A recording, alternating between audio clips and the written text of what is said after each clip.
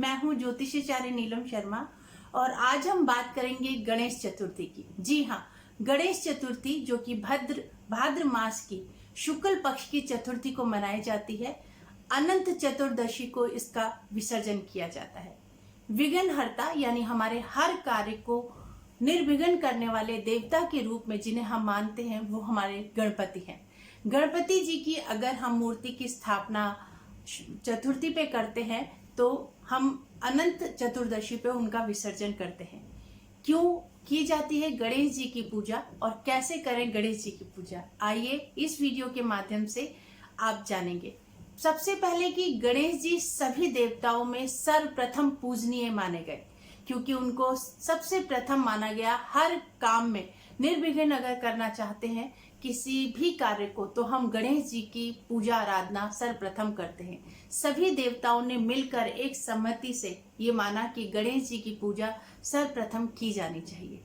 तो उसी के लिए गणेश चतुर्थी को उनके जन्मदिन के उपलक्ष्य में मनाया जाता है कि भाद्र पक्ष की कृष्ण पक्ष में अष्टमी पर कृष्ण भगवान हुए हैं, यही भाद्र पक्ष की शुक्ल पक्ष की चतुर्थी को गणेश जी का जन्म के रूप में मनाया जाता है। इस दिन जितने भी श्रद्धालु होते हैं गणेश जी को मानते हैं, वो अपने घर के अंदर गणेश जी को लेके आते हैं, उनकी स्थापना करते हैं और उनकी पूजा आराधना करते हैं। जो चीज उनके पास है सब कुछ उनको समर्पण करने के भाव से कि जैसा हमें आपने जीवन दिया है हम सब आपको निमित्त करें।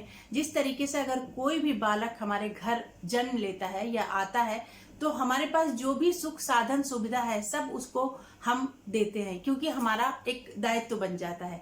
फिर हम उनसे अनंत चतुर्दशी के बाद जैसा हमने उनके साथ बिहेव किया होता है, जिस तरीके से हमने उनकी आराधना की होती है, वैसा हम पूरे साल भर मानते हैं कि गणपति बाबा मोरया बोलते हैं कि अगले बरस तू जल्दी आ और अगले बरस हमें इससे ज्यादा समृद्धिवान, संपत्तिवान, संस्कारित और अच्छे गुणों वाला संस्कारी बनाए, जिससे कि हम वो सारे गुण आपको पुनः दिखा सकें कि हमने कितनी प्रोग्रेस की है। तो इस चीज को लेकर गणेश चतुर्थी से अनंत चतुर्दशी तक गणेश जी की आराधना की जाती है। घर के अंदर दोनों टाइम उनकी आरती पूजा की जाती है। जो भी चीज हम खाते हैं बनाते हैं उनको समर्पित करते हैं और प्रसाद के रूप में अपने सभी प्रियजनों को बांटते हैं।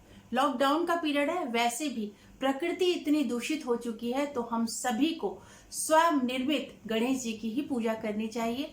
वो जब भी आप उसकी मिट्टी लें तो मिट्टी लेते वक्त ओम गण गणपते नमः का नाम लेकर उससे मिट्टी लेकर और उसका गणेश जी का निर्माण करें। साथ में मूषक भी बनाएं। अगर आप खुद बनाते हैं हो सकता है थोड़े कम सुंदर बनेंगे, पर वो बनेंगे जरूर, क्योंकि आपका भाव उसके अंदर मिश्रित है। भाव के साथ कोई भी काम किया जाता है तो वो बहुत ही श्रेष्ठ कर होता है और श्रेष्ठ फल देता है, श्रेष्ठ फलदायी होता है।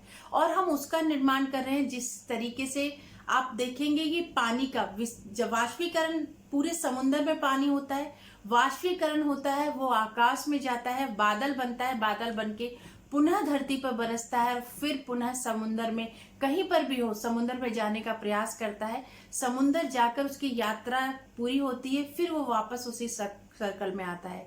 सेम इसी तरीके से गणपति जी की भी हम उनको निर्मित करते हैं, स्थापित करते हैं, उनकी पूजा करते हैं, आराधना करते हैं और उनको अनंत चतुर्दशी पर विसर्जित करते हैं कि अगले बरस तू जल्दी आ।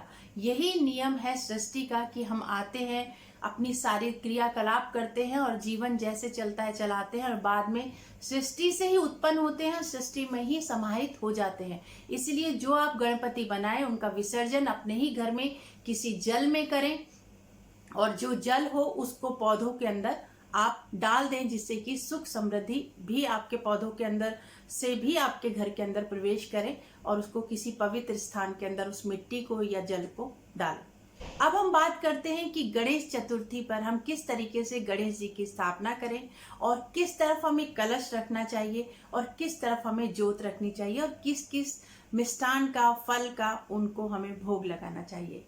आज इन्हीं विषयों को हम आपको बताने का प्रयास करेंगे। सर्वप्रथम गणेश जी को जब भी आप घर में लाएं, बनाकर जब घर के अंदर प्रवेश करते हैं तो हम सीधे पैर के साथ गणपति जी को अंदर प्रवेश कराएं।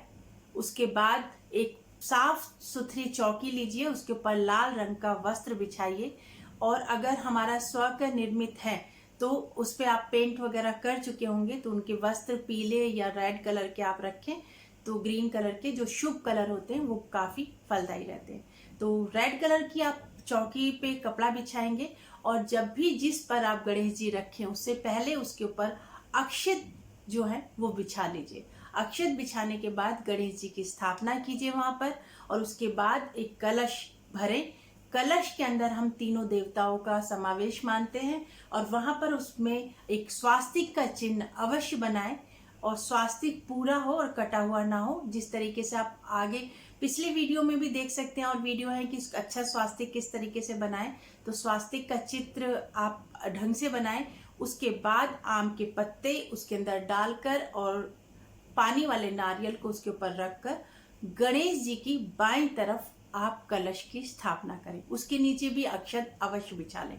इसके बाद आप जो दाहिनी तरफ है वो एक जोत जलाइए घी की, और दाहिनी तरफ गणेश जी के जोत को रखिए। इसके बाद अगर आपके घर के अंदर केले के पौधे हैं तो आप इनके दोनों साइड केले के पौधे रखें, क्योंकि गणेश जी को सबसे प्रिय केले ही हैं।